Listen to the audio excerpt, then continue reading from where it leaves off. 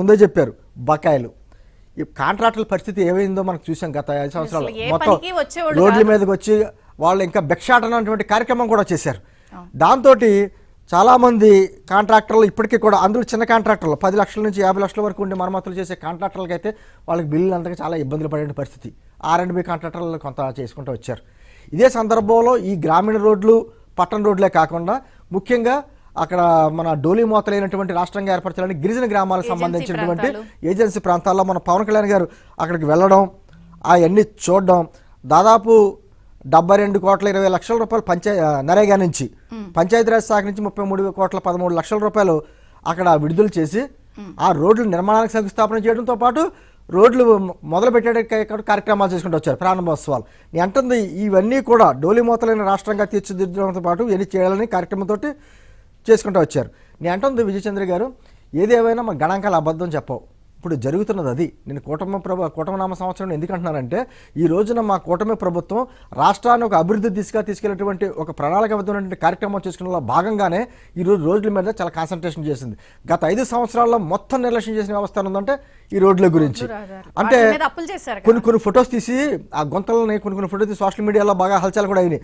ఈ గుంతలు ఏమైనా ఉపగ్రహం మీద తీసిన గుంతలు కాదు, ఈ రోడ్ల గుంతలు అయినటువంటి ఒక విధంగా కామెడీ.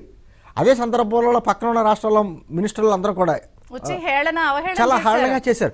ఆఖరికి వైఎస్ఆర్ కాంగ్రెస్ పార్టీకి సంబంధించినటువంటి నాయకులు కూడా, ఆ భీమవరం గంధి శ్రీనివాస్ గారు ఒక డైలాగ్ కూడా ఉంది, భీమవరం నుంచి తణుకు వెళ్తాంటే నడు విరిగిపోయింది, ఎలా వస్తున్నావు అని కార్బన్ నాశనం అంటే ఆయన మినిస్టర్ని అడిగిన సందర్భాలు ఉన్నాయి.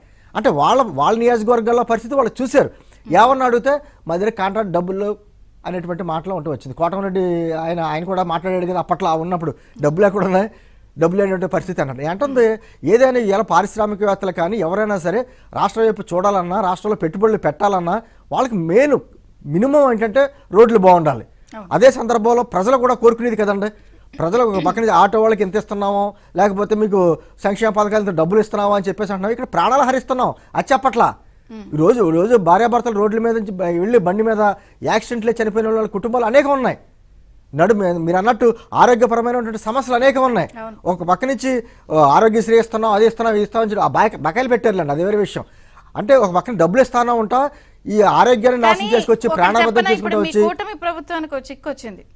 ఆరోగ్యశ్రీ బర్డెన్ తగ్గిపోద్ది, ఎకనామిక్ యాక్టివిటీ పెరిగిపోద్ది, ఈ రిపేర్లు చేసే వెహికల్స్ రిపేర్స్ వాళ్ళందరికీ కూడా పనులు ఉండవు, కంపెన్సేషన్ ఇవ్వాలేమో. అంటే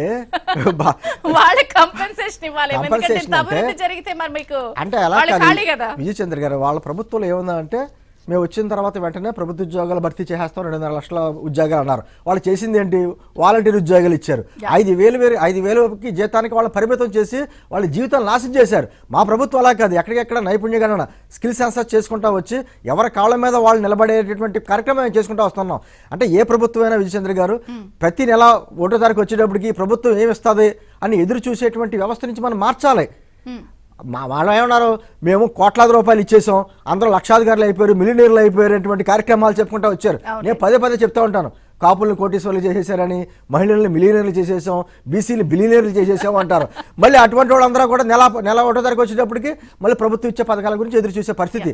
ఆ పరిస్థితి నుంచి ప్రజలు వాళ్ళ కాళ్ళ మీద నిలబడేటువంటి కార్యక్రమం ఈరోజు కూటమి ప్రభుత్వం తీసుకుంది.